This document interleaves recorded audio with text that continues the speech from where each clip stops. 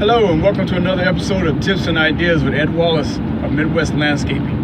www.uniqueenvironments.com. It's been a while since we did a video on the road, so I figured I would throw my hat in the ring and put something together for you for a little short video. I've had a lot of clients recently and people inquiring concerning what to use in order to kill weeds and undesired grasses in their lawn and on their properties. And with the advent of the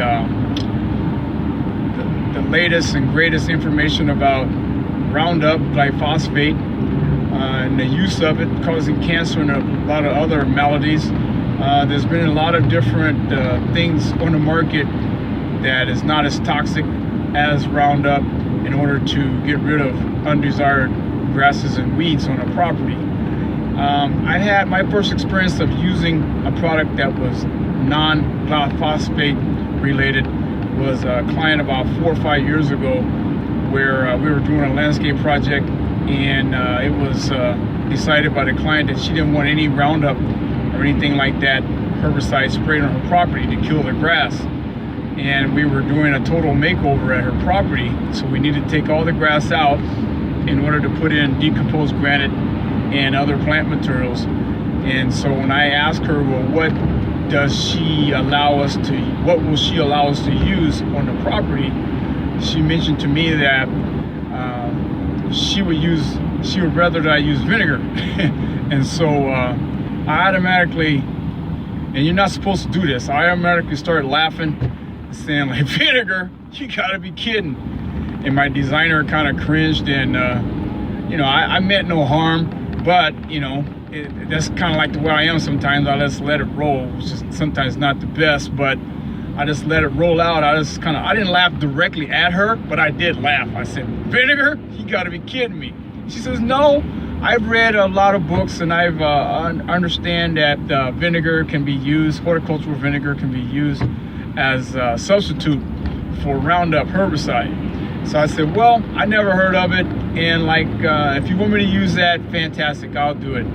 And so what I did is I went out to one of the local box stores and bought like about 5 or 7 gallons of vinegar, white vinegar. I didn't know, white, brown, whatever. I just figured vinegar was vinegar. So I went out and bought all this vinegar, and we came back, and at the job site, I cleaned out my tank sprayers, backpack sprayers, and loaded them up with vinegar and proceeded to spray the property.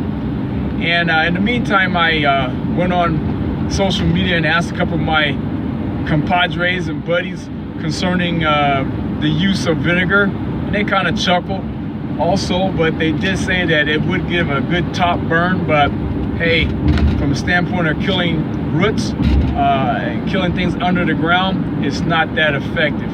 So grasses like Bermuda and St. Augustine and things like that, we're going to have a little bit of a challenge. You may need to apply the vinegar more than once. And so I proceeded to put the vinegar on there, and yeah, we did get a top burn. And within about 2 months after we finished the job, and I went back over to the job site, check out things, there were some growth activity from some deeply rooted Bermuda that was there on the job site.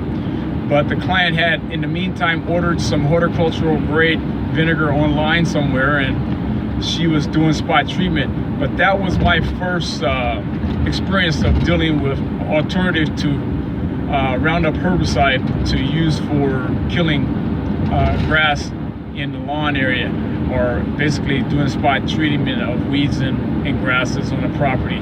I haven't done a lot of research on alternatives, which I should spend more time in doing, because I'm finding quite a few more clients that they are declining the use of Roundup on their properties when we're doing makeovers, and it's related to grass, or we need to clean the area up.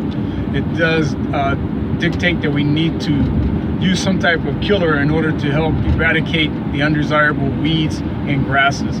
I did some research online and found that you could use soap and vinegar, soapy water and vinegar and salts, and make up your own concoction. And I haven't taken the time to do that yet, but that's going to be in the research and development phase of Midwest Landscaping. I've taken some time out in the property where we can experiment with some different types of non-lethal or non-toxic herbicides, where we can be able to get rid of weeds and grasses, undesired grasses on a project.